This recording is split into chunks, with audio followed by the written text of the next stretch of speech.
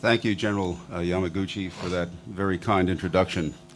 I just hope I'm worthy of the kind words you have spoken about me. But also like to thank President Tanaka of the Foundation for being here today. It's a great honor to have him with us. And thank in particular the Executive Director of the Foundation, Junko Chano, who, as she pointed out in her remarks, this has been, in a sense, a long conversation about coming to Japan, too long of a conversation. She also didn't mention kindly that at the same time I was losing people into the government. We're small. We're only about 20 people in our group. I made the mistake of writing another book about scenarios and found myself during work in Hawaii called on the phone. Secretary Gates had decided that he wanted to have me write some scenarios for the Defense Department, so that was just another problem that we had to face back then. But I'm greatly appreciative of the fact that the Foundation was willing to invite me a second time. And I would say that the timing could not be better, given recent events in terms of cooperation between Japan and the United States, and also could not be better in terms of the kind of work that we're doing at our institute, the opportunity to learn from so many distinguished Japanese colleagues here in Japan, all arranged by the Sasakawa Peace Foundation. And I had no doubts before, but certainly my trip here reaffirmed my belief that the Foundation is not only a great force for peace, but if possible, an even greater force in terms of U.S.-Japanese relations. So again, Director Chano, thank you for the invitation. Would also like to thank in advance the translators. They assured me that they would try and make me sound as intelligent as possible, but that I should not expect miracles. So I'll let you be the judge of that. If we could go to the next slide, please. I think, again, the recent meeting in Washington between Prime Minister Abe and President Obama, which yielded these kinds of statements, is a reflection of the strong bond between the Japanese and the American peoples, and the fact that both countries view our alliance, which is, if not already, soon rapidly becoming a special relationship, as a force for peace in the world, a force for stability in the region. And of course, this is also a period where, because of the revision of the defense guidelines and changes in the international system, which to some extent led to the change in the guidelines, leads us to think anew about strategy. We are only at the beginning of that effort right now, I would say. And I hope that becomes clear as I move through my presentation. So with that in mind, since we are more at the beginning, what I'd like to do is something that my mentor Andrew Marshall always told me to do when I sat down. He said, the first thing you have to do is understand how to think about the problem, how to get a sense of the kind of approach you ought to take in dealing with a situation. And of course, in this situation, the issue is strategy. And what my presentation will do, hopefully, is a little bit of a discussion about just what strategy is. There's a strong sense in the defense circles in America that we have lost much of our strategic competence, our ability to do strategy well. Second, taking a look at some of the emerging initiatives with respect to U.S. defense strategy. And I should point out along the way that I have some friends in government. I've lost some colleagues to government, but I'm not in the government. And so these views are not the American government's, they're my personal views. Any strategy to be successful has to have enough means to execute it. And so I will talk briefly about the kind of means that we have at our disposal in America to deal with the strategic problems that we see ourselves confronting. And this is important because there is a disconnect between the challenges we see around the world, both existing and emerging, and the resources we have to address those challenges. And then finally, some initial thoughts about what this might mean in particular for the Western Pacific, sort of how to think about the challenge of the Western Pacific and what that might mean for the Japan-U.S. alliance. So if we can go to the next slide. If you ask anybody in the military what strategy is, they'll give you a simple answer. The strategy is simply how we take the means at our disposal to achieve the objectives that we're given. That's a very good definition, but it's also, in some respects, incomplete. It doesn't really tell you a lot about how to think about a problem. And what I have here are quotes from three distinguished strategists. One, my co-author in the biography of Andrew Marshall, another, Richard Rumelt, who's advised corporate leaders such as Steve Jobs about strategy at places like Apple, and General Rupert Smith, who General Yamaguchi is familiar with, famous British general. And I was struck by the one thing that these three individuals all had in common when talking about strategy. And if I could sum it up, it's at the core of strategy is identifying, developing, and exploiting areas of advantage. And you're doing that in a dynamic environment in which your competitors are trying to do the same thing. And as they do that, some of your existing advantages may become what some American strategists call wasting assets, advantages that are likely going to decline. And so if you keep emphasizing them, you're not a good strategist. You're more focusing on the problems of yesterday than the problems of tomorrow. So if you can keep that in mind as we go along, I think that will be helpful. If we can go to the next slide, please. Our best strategist in the last 60 or 70 years as president, I think, is pretty clearly President Eisenhower. Of course, he had the benefit of a military career. Eisenhower, I think, understood strategy very well.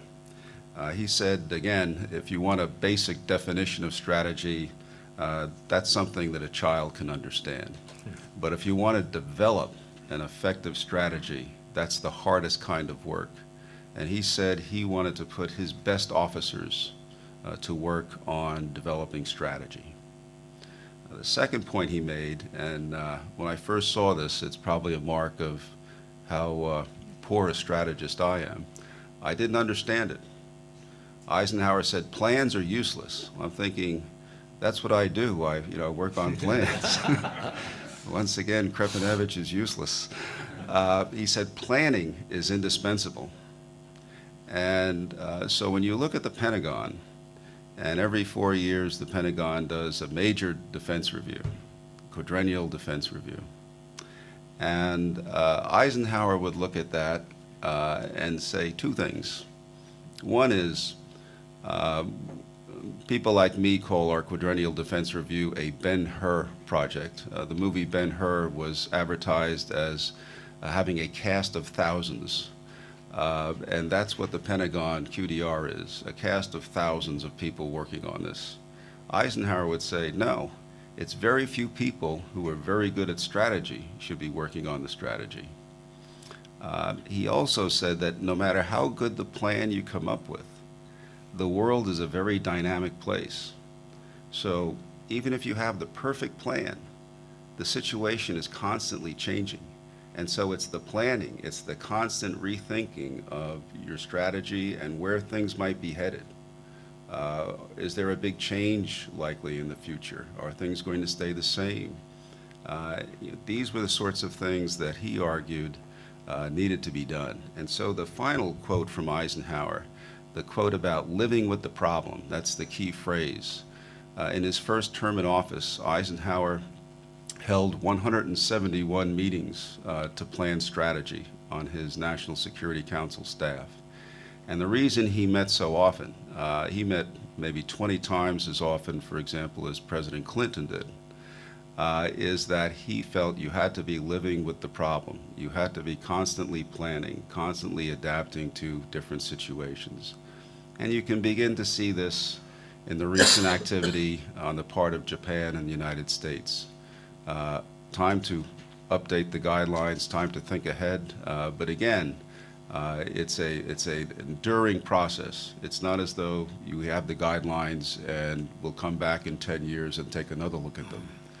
You've got to look at a changing international environment and adjust them as necessary over time.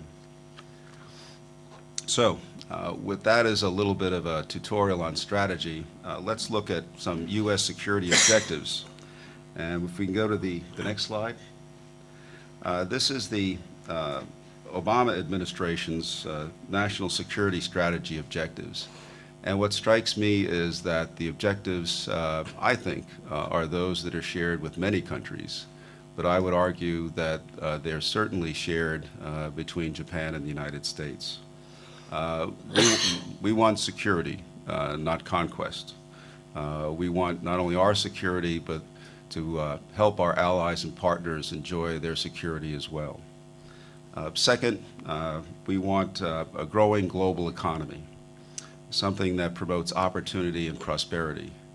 And the TPP, I think, negotiations are an indication that remains a major goal for the United States. And President Obama has fought very hard against his own party to try and bring this to a successful conclusion. Third, respect for universal values. Human rights, the dignity of all races, creeds, gender equality. These are certainly goals that both our countries share, and I think many other free peoples share these goals as well. And then finally, a rules-based international order. We're not opposed to change, but we're not comfortable with change that comes about as a result of aggression or coercion. We can accept change that comes about through international accepted legitimate means. And that certainly is an important pillar of our national security strategy. And again, this isn't the strategy. These are the objectives of the strategy. So, next slide.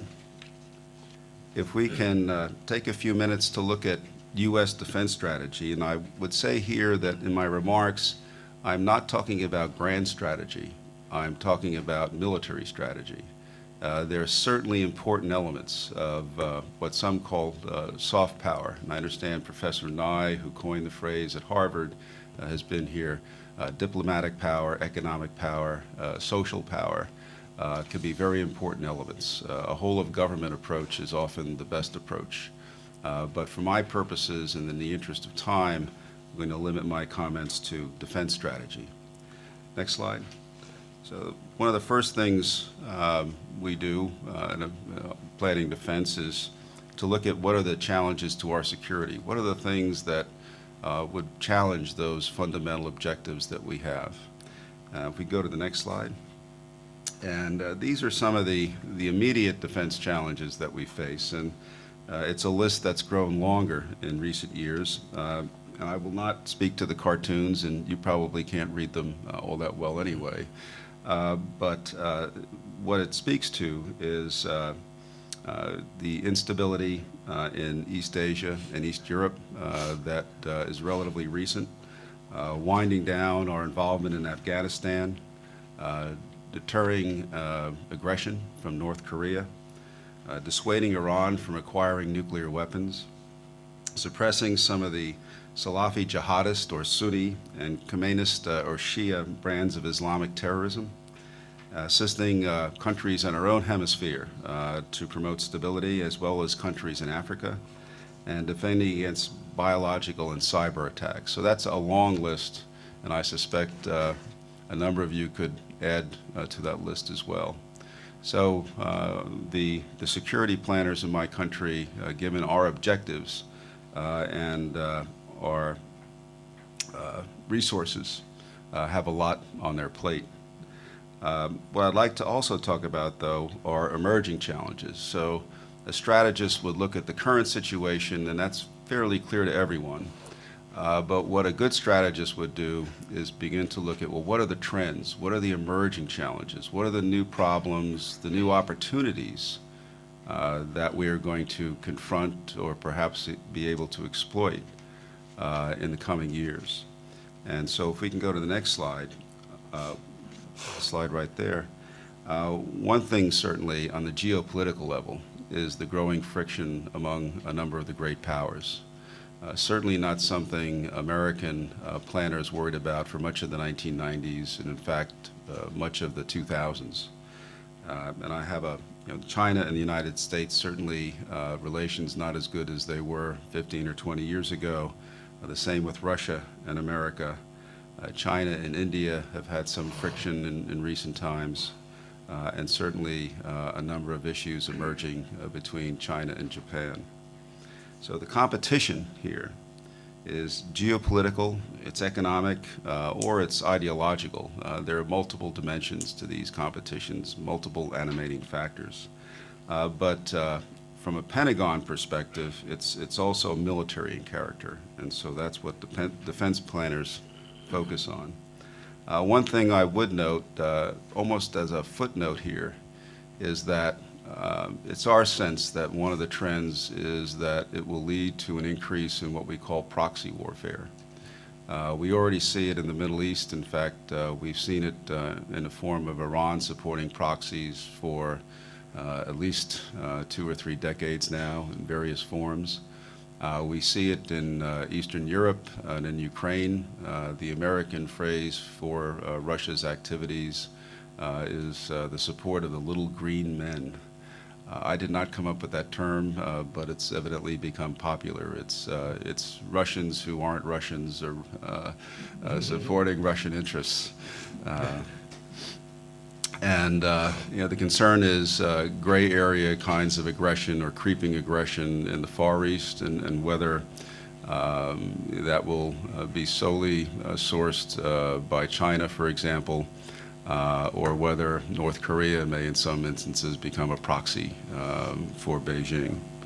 So again, adding more challenges to our plate. The next slide. If we can talk about some of the emerging challenges just for a few minutes. Next slide. I hope you can see this graphic. Let me take a few moments to explain it. Beginning in the mid to late 1990s, the People's Liberation Army began a major military buildup that continues to this day. It would appear, based upon a number of Chinese statements, military doctrine statements, and so on, that the purpose of this buildup is essentially to support a counter-intervention posture or strategy. We don't know who they're trying to counter the intervention of, but we have a pretty good idea.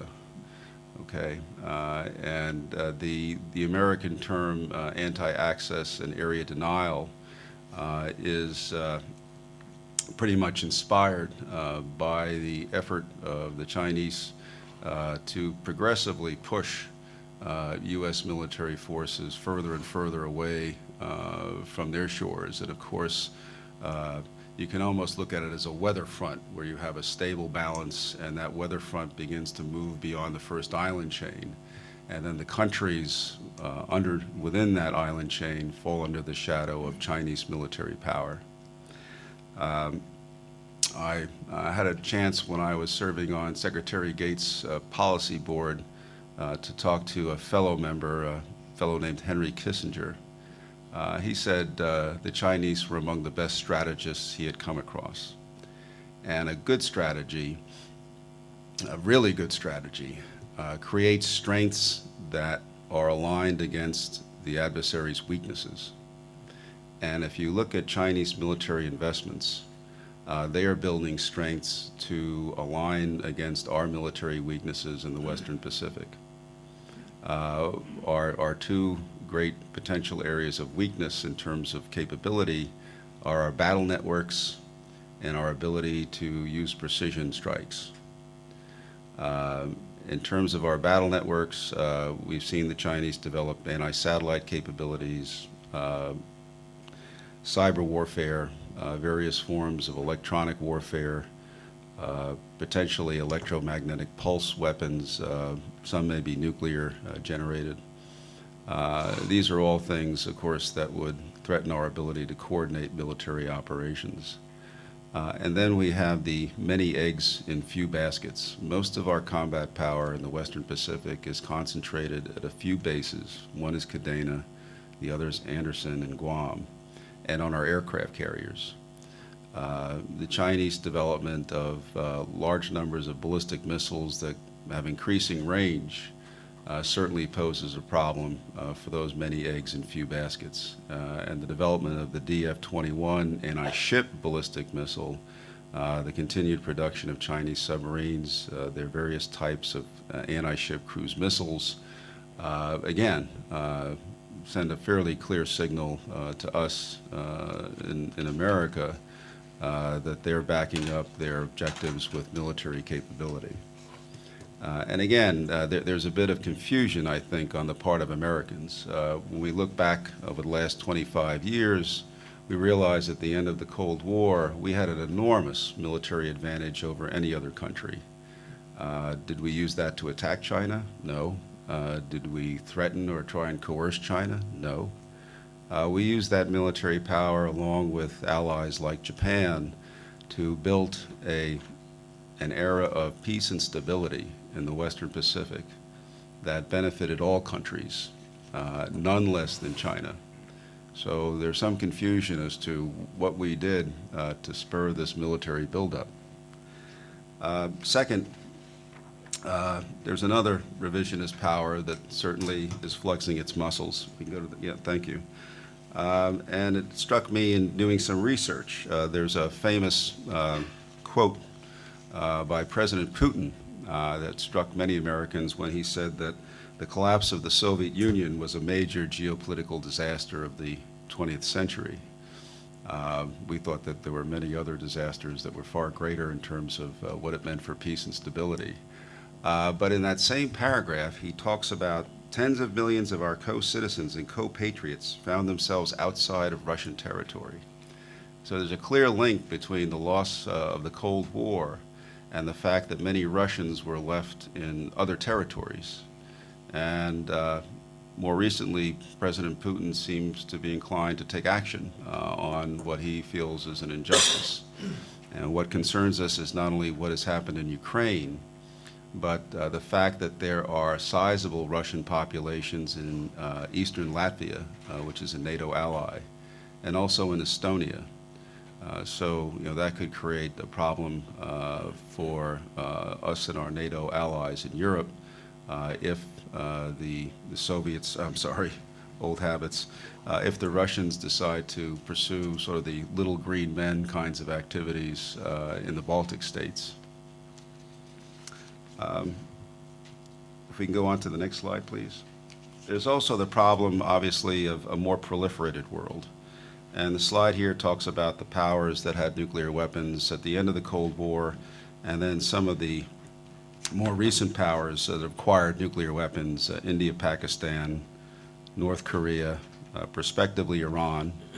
The Saudis have said that whatever deal we strike with Iran, they want the same deal, which is a source of concern to us. And the flag on the lower right is one of the flags purportedly that's been used by Al-Qaeda.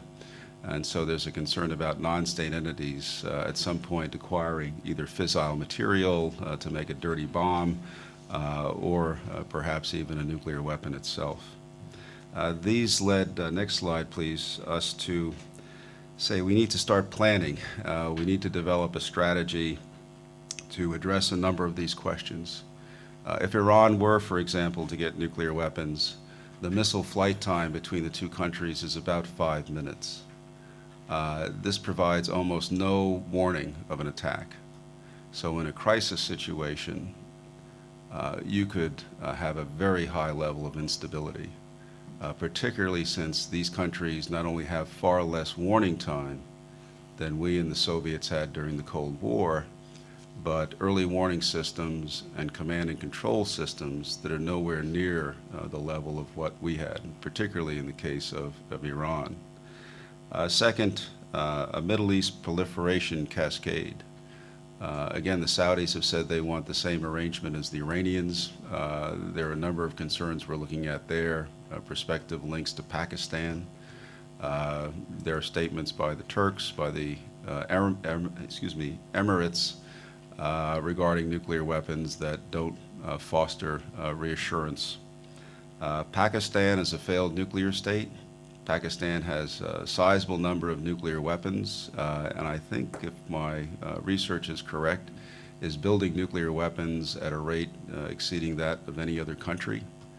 If that country were to become unstable, it would not just be a matter of recovering a few or securing a few nuclear weapons, but many. Russia has reset its nuclear doctrine. It is designing lower yield nuclear weapons, and it talks about escalating to de-escalate a conflict, escalating to nuclear use in order to reduce the level of intensity, hopefully, I guess in their mind, by negotiating a peace. North Korean nuclear use, that regime comes under extreme stress. Might they view that as the ultimate means of coercing support or assistance from other countries? India has a cold start doctrine that talks about rapid military operations against Pakistan. If their proxy warfare against India spins out of control, and Pakistan's nuclear doctrine is to respond by the use of nuclear weapons on Pakistani soil as a means of stopping the Indian attack.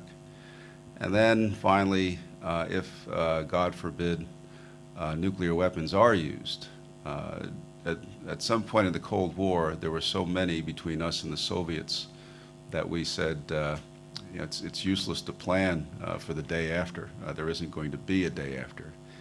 Here, where you have relatively small numbers, there would be a day after.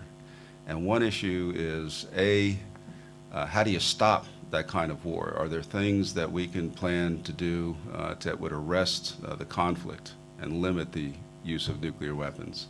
And what about the aftermath? We think we have some humanitarian challenges now. What would it be like? And of course, Japan, more than any other country, knows the scourge of an attack by nuclear weapons and how difficult it is to recover. Next slide, please. So there are also emerging challenges in new domains, or relatively new domains, even from an American military perspective. And the three domains here are space, cyberspace, and the undersea. And a couple of interesting facts. One is that in all three cases, the defense is at a disadvantage. Given an equal amount of resources, the offense has the advantage, which is not something that encourages deterrence. The other is that, particularly in cyberspace, but also in potential attacks on the undersea infrastructure, these can be done potentially with relative anonymity, little or no fingerprints. And it may be true in some cases in space as well. And so again, that's not something that fosters deterrence. If you think you can conduct an attack and not be found, there's no smoking gun that fingers you. So here are challenges in three different domains where more countries are becoming involved. Non-state actors can be an important force, certainly in cyber. And deterrence, which is what we relied on so much during the Cold War, may not apply relatively well here. It may not apply at all in some cases. So the next slide, the bottom line In the interest of time, let me get to the bottom line of the bottom line slide. For the Americans, the price of projecting power with the growth of A2AD capabilities, the spread of nuclear weapons, and challenges to the global commons, space, cyberspace, and the undersea, which enable us to move our forces to assist our allies, the price of doing that is going up. So the scale of the problems are increasing, and the shape of the problems are shifting. Now, next slide. So what means do we have to address this problem? And I'm going to try and summarize in one slide. The figures here are all from the Congressional Budget Office, which does our bean counting, our finance accounting in America. And I looked at three areas, and there's one looks at spending in the recent year, one is the CBO estimate for 2020, and then 2025. And what you see is over this period, our defense spending is projected to go up about 19% over 12 or 13 years. That is less than our projected economic growth. So we're going to consistently, at least the plan is, draw less and less upon our GDP. The percentage of our GDP for defense is going down. At the same time, the problems are going up. Will we be able to alter course? Well, if you look at mandatory spending, and most of that is in what we call entitlements, old age pensions, government assistance for health care, and you see that that's going to increase 84%. And then interest on our debt is projected to increase some 250%. So there's an economic term called crowding out. If you have a pie and more of it is going to entitlements and more of it is going to servicing your debt, then less and less of it is available for defense and for spending on things like the environment and education. So we're not encouraged that defense spending is going to increase anytime soon, given these circumstances. Next slide. So what are the implications for defense? If you have a mismatch between the defense that you think you need and the resources that you have, how do you close that gap? I was struck by a statement made by Secretary Hagel last year. If you're a military officer and you look at this, you're likely to faint, okay? This is your job if you're a general or an admiral. You must be ready and capable to respond quickly to all contingencies and decisively defeat any opponent. I mean, it certainly is divorced from the physical reality that we face. And I'm sure Secretary Hagel didn't quite mean it that way, but certainly when you see it, it looks unrealistic, and it is.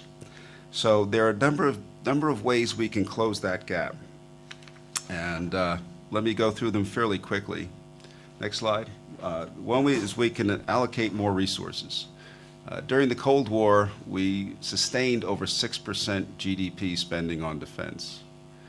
So there's no prohibition to our doing that. As I showed you on the slide, our defense spending is growing slower than our economy is projected to grow. So the problem isn't we're so much spending too much on defense, is that we're not taxing the American people for the benefits they're receiving, and we are voting ourselves benefits in terms of old age and health care benefits that we're also not covering the cost for. So this problem has to be addressed. The political reality is that the American people don't see this as a problem yet. Next slide. Second option, and all these options can be pursued, is to become more efficient. We'll just squeeze more efficiencies out of the budget. This has been tried as long as I've been an adult, which is a very long time. and it never works. And glad to respond to a question as to why. Third, next slide, is we can rely more on allies.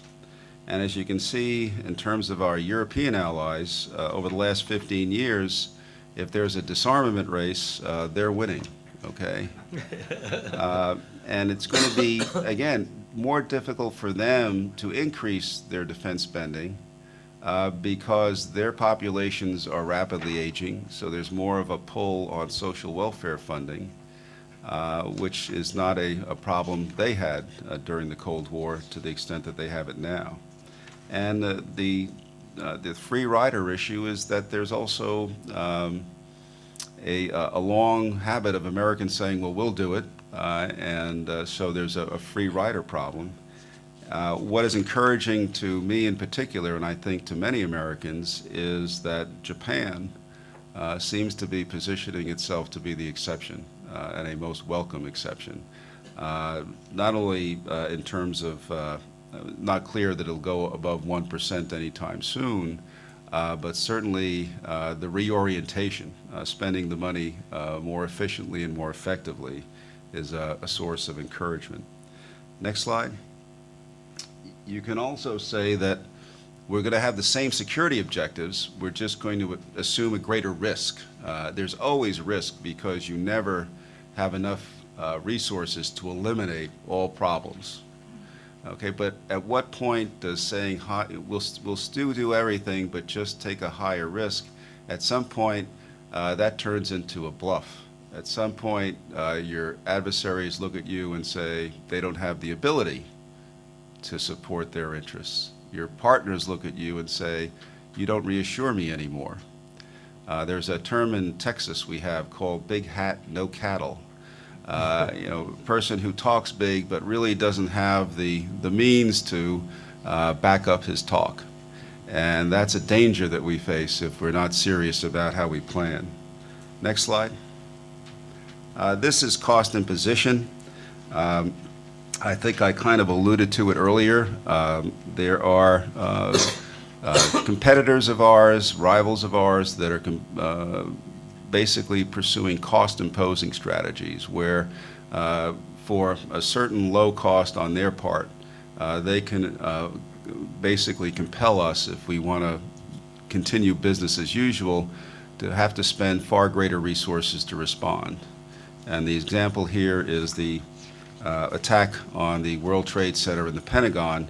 Cost about $1 million. It costs far more than that every year for additional airline security and so on. So that has become a cost-imposing strategy on the part of some of our rivals. Next slide. We're finally getting to strategy here. Increasing the effectiveness. Okay, a good strategy employs the resources at hand in the most effective way possible. Not the most efficient way necessarily, but the most effective way. Most effective in generating the kind of capability you need to achieve your objectives.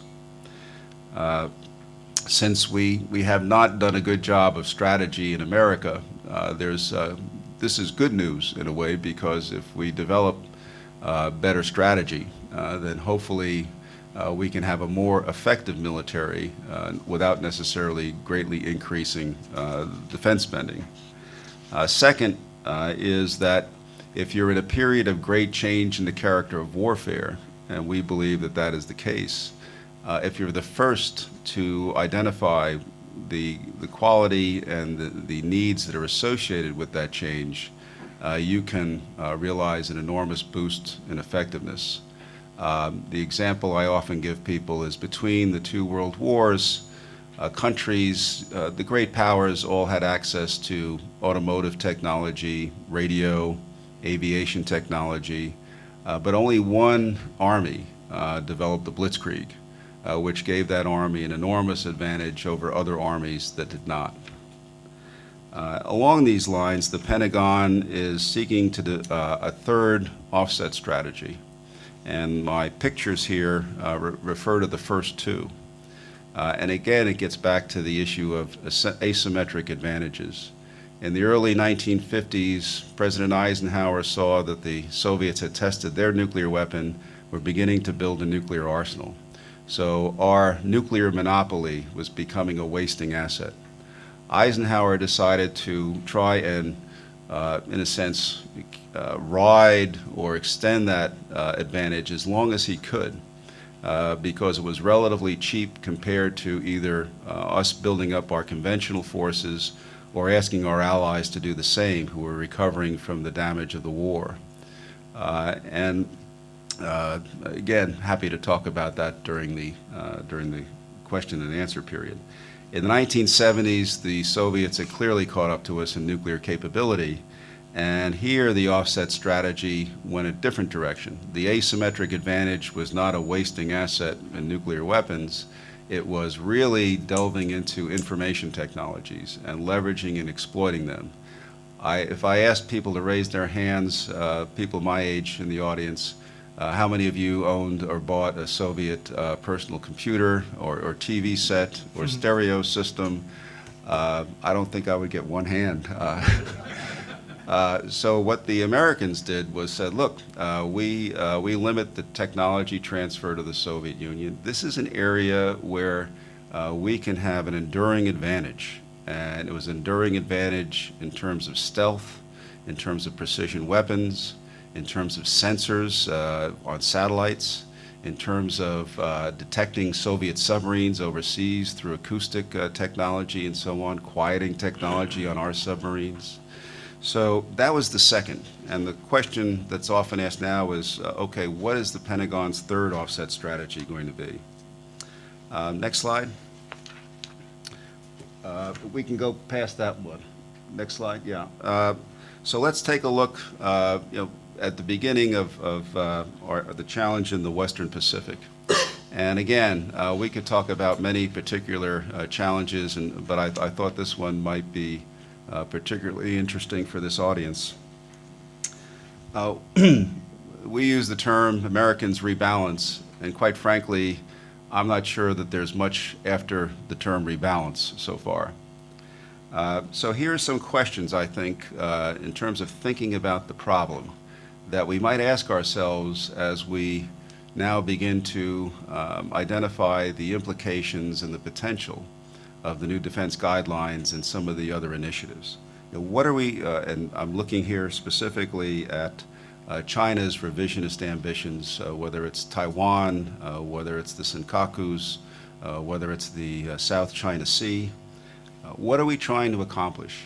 And my sense is it's not accommodating China's move to go beyond the international norms of behavior to achieve its territorial ambitions. It's to make China respect that and continue the stability that's benefited all nations in the region. Well, if that's the case, we have options that we should, a defense planner would consider. There are things like forward defense. Another option would be a tripwire, a small force that says, please don't attack, but if you do, then we'll have to figure out what we do. Forward defense would say we can defend forward successfully. Some of my colleagues talk about horizontal or geographic escalation, blockade. Others talk about vertical escalation to include moving up the escalation ladder even to the nuclear level. Others talk about a mobilization strategy, which the Americans had in World War II. Very small forces, but try and create industrial potential to mobilize forces in the event of war.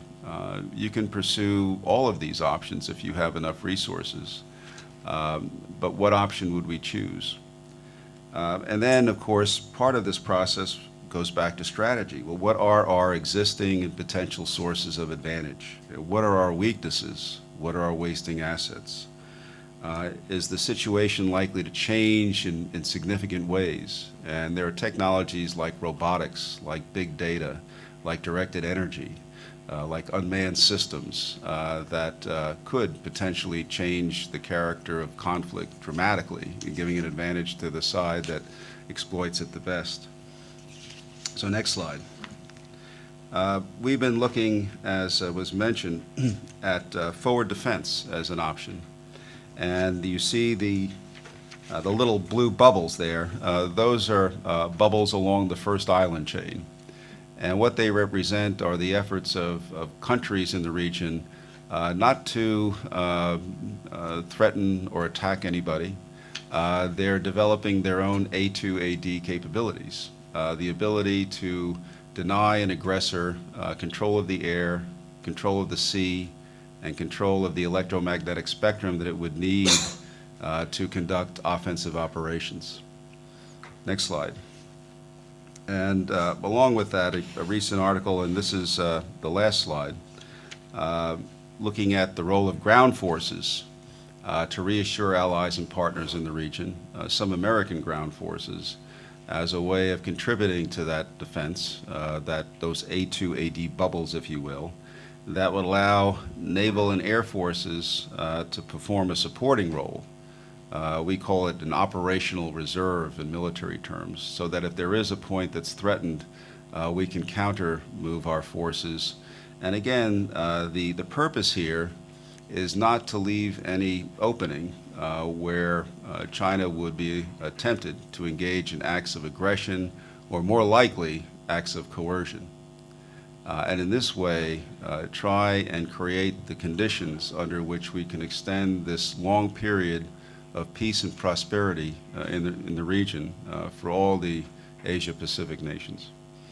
So with that very, I guess, basic approach to some strategy issues with a little bit of flavor on the Japan-U.S. alliance, let me turn it over to General Yamaguchi, and we can enter the discussion period. どうもありがとうございました。大変包括的でかつそれぞれの部分が示唆に富んだお話でした。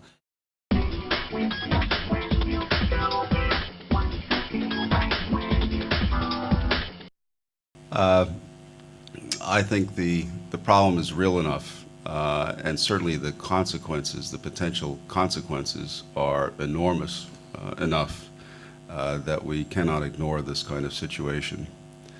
In looking at some of the trends in Pakistan, and there are population issues, there are issues about internal forces for instability getting out of control.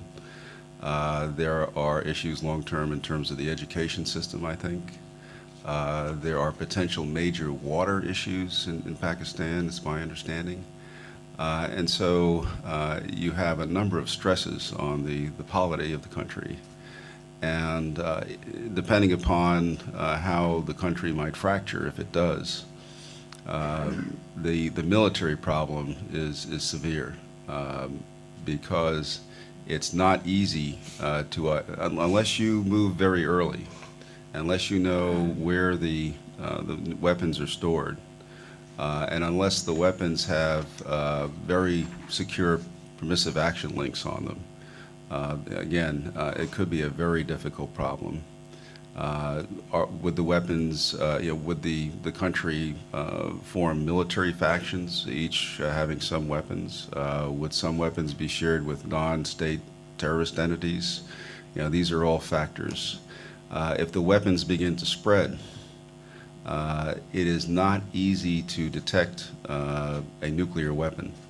The neutrons, gamma rays, and I forgot the third particle that propagates, only travel maybe a few tens of meters. So it's not as though you can have a plane or a satellite and there's the weapon. The other problem is that range attenuates even further if you shield it with lead. If you, looking at it from an American perspective, I would say the nightmare would be that you'd have to consider that essentially the world is slow to respond to the crisis. Intelligence only provides us with information after the fact. And if I were a military planner, I would have to plan it as a multi-theater campaign. I would have to, not sure whether non-state entities would try and transport these weapons to the United States or to other allies for use there. So I'd have to look at consequence management inside the United States, the security of the land and sea approaches to the United States. You'd be faced with the issue of would you begin to attack the factions' delivery systems, air and missile systems, to prevent them from being launched against countries in the region? What would you do if they began to launch these weapons against each other? So there are more problems than I can count. And again, I would say that this is a problem that's very much worth taking a good look at. I would hope that, again, other countries within the region would try and do what they could to prevent nuclear use or to terminate nuclear use if that situation came to pass. It would be a very, very difficult problem. We Americans like to think that there's a solution for every problem. But we keep ignoring the fact that we are consistently shown that that is not the case.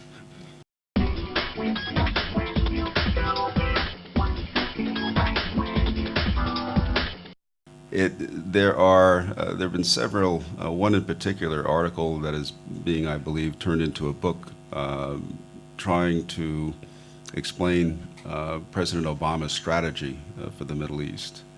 And some of the elements of the argument are that he's looking to essentially establish a relationship with Iran so that the United States can be an honest broker between the Shia and the Sunni.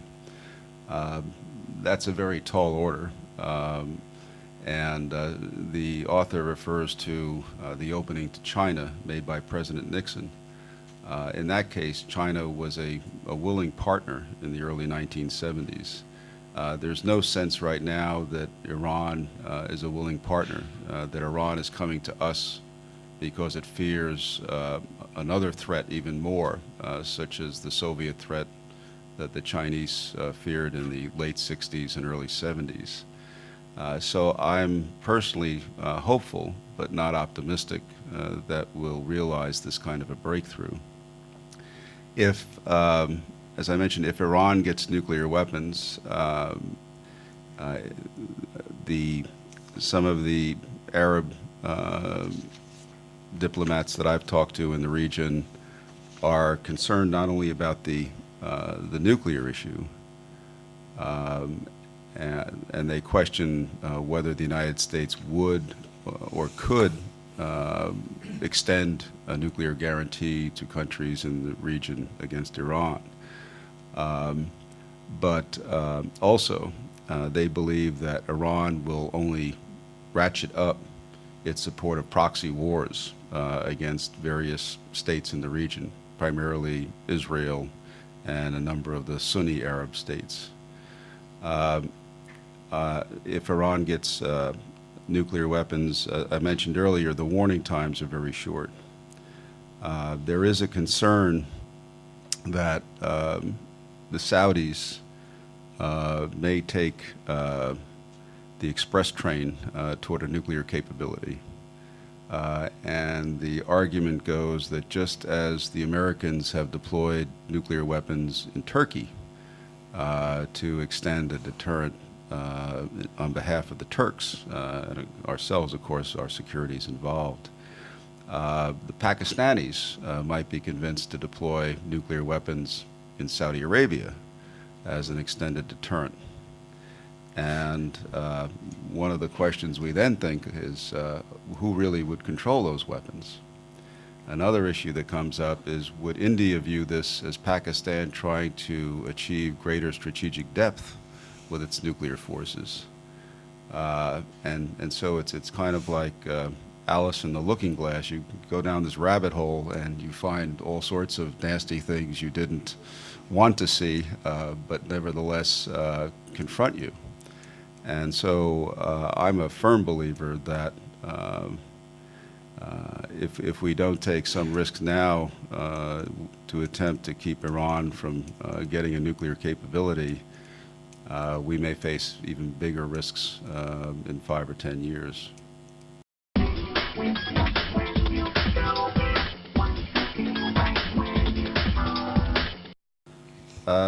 In terms of Chinese missiles that can hit the United States, I haven't confirmed it, but I read just this past week that there are indications that the Chinese are moving to alter some of their nuclear missiles to carry MIRVs, multiple independently targeted reentry vehicles, which is a very long military term for they're putting more than one warhead in each missile. So same number of missiles, but more nuclear weapons capable of hitting the United States. There's some allegations by an American named Phil Carver that in fact the Chinese have more nuclear weapons than they admit to, or that is generally believed, and that's been very controversial. A former chief of the Russian Strategic Rocket Forces makes the case, though, that his argument is they have maybe as many nuclear weapons as the Americans and the Russians. I talked to former Defense Secretary William Perry, who has been an advocate of going to zero nuclear weapons. He said when he approached the Chinese to engage in discussions, they essentially told him that was their business and not his. So again, one of the things we worried about during the Cold War was something called breakout, which is why in the SALT treaties we limited the number of launchers, the means of attack. The Chinese have many launchers, they have many missiles. They state that they're conventionally armed, and I believe they are. But that situation could change in a hurry if you just change the warhead and put a nuclear warhead on. I'm not saying that the Chinese are planning to do that. I'm saying it was a great concern during the Cold War. And to the extent that the Chinese refuse to be more transparent about their nuclear intentions and their nuclear capabilities, it doesn't build confidence, it builds suspicion. In terms of the paper that Dr. Sakamoto is referring to, talked about, I used the term the oceans are shrinking, Pacific Ocean is shrinking to Mediterranean size. And the comment was made as a consequence of our ability to scout, to see much further than we were able to do 20 or 30 years ago. So it's more difficult to hide than it used to be for surface ships. And I use the example of the British Navy in the Mediterranean in World War II, where they were essentially restricted to Gibraltar and Alexandria. And if they wanted to run the gauntlet across the Mediterranean, they did it at high risk. And many convoys went around Africa to get to Suez. So the question is, scouting becomes more effective, and as countries like China develop the ability to strike over longer ranges, it's going to be more difficult for surface fleets to operate as effectively as they have in the past. So when he talks about the shrinking of the oceans, does that benefit America or not? I would say in the Western Pacific, it doesn't. The alternative, or one of the offsets, is to develop more long-range strike systems. The problem is that does less to reassure your allies, and it's also a very expensive way to go. Everything can't be long-range. I suppose everything could, but you wouldn't have very much of it. And so the paper talks about how we might restore the freedom of maneuver of our maritime forces.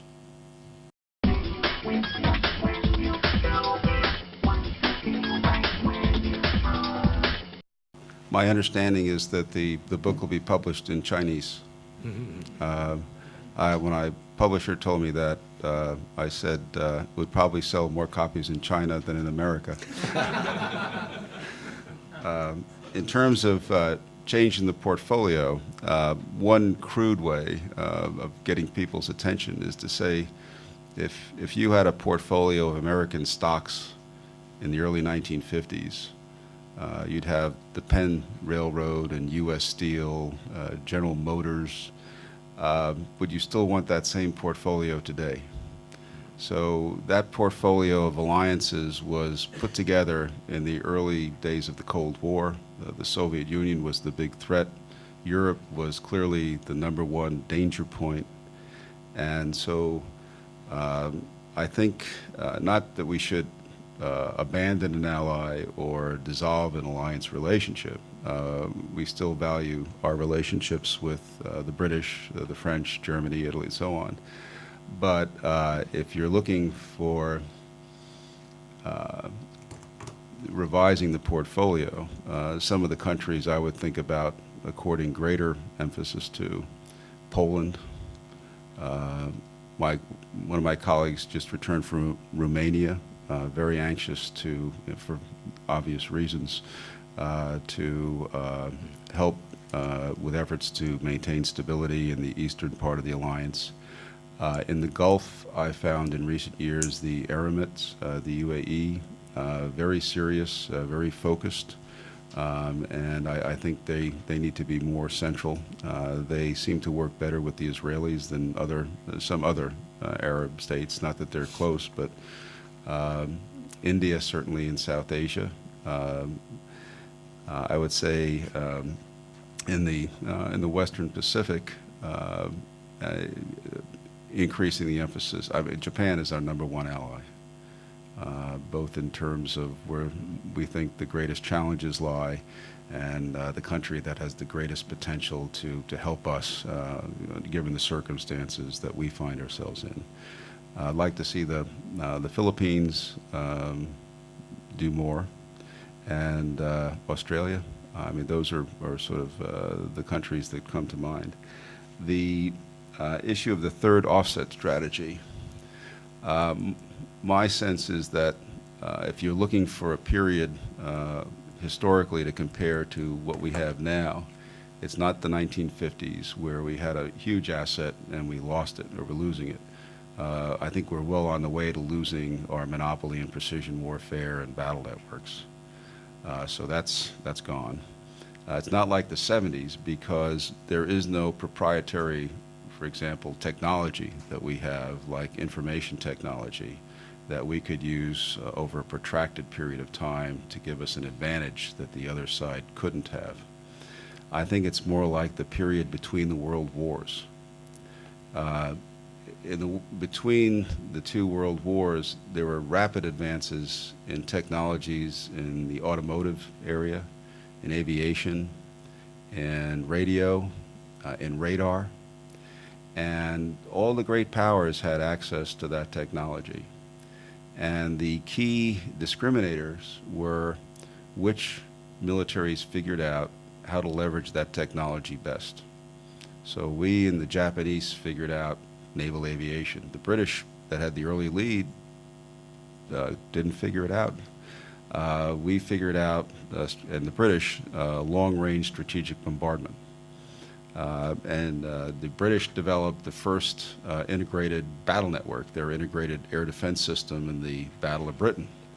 So different countries, they had different needs, and where they succeeded, they had a big advantage.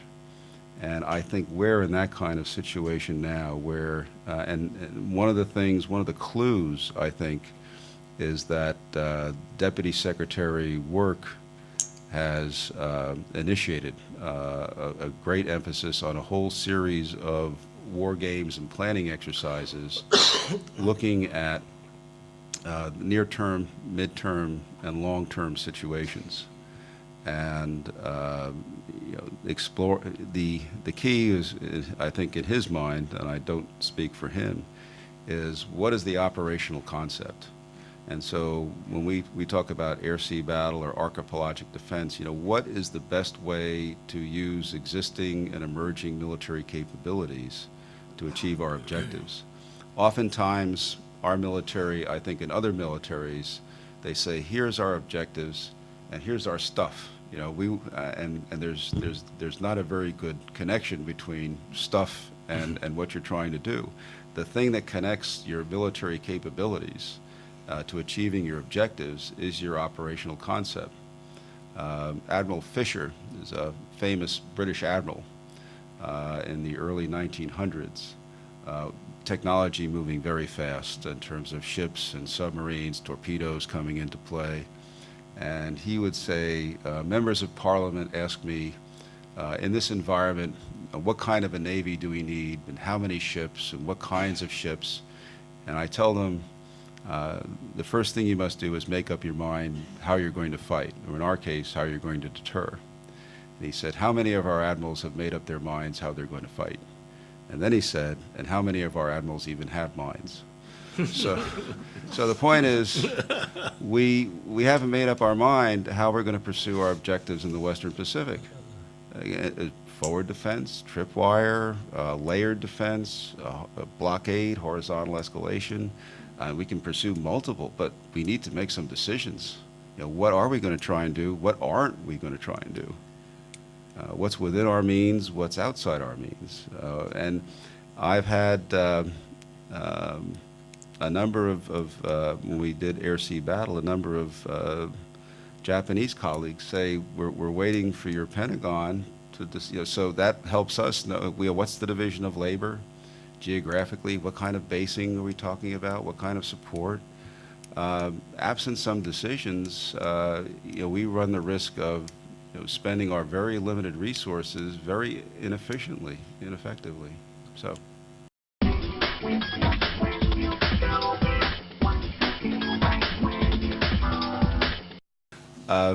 This is the, in America we call this the lightning round. Very quickly, and it's more, unfortunately, impressions. I think ISIS, the lesson is we shouldn't have left Iraq the way we did. I think the Sunni tribes felt abandoned, and I think they felt they were not included in the Shia regime, and they felt threatened, and so I think you know, that's a big part of what contributed to ISIL or ISIS, or Daesh, as some are calling it. 10 years from now, there's I believe, an old Arab saying that he who predicts the future lies even if he tells the truth. That an American saying is predicting is difficult, especially about the future. I have no clue what things will be like in 10 years. I would say that I think in the long run, most Muslims reject, given the choice, they reject that kind of interpretation of the Muslim faith. Certainly, well, that's my personal view. Michi, good to see you again after all this time. Air-sea battle was moved to the J7 director of the Joint Staff. It's now called something else, some horrid long military term.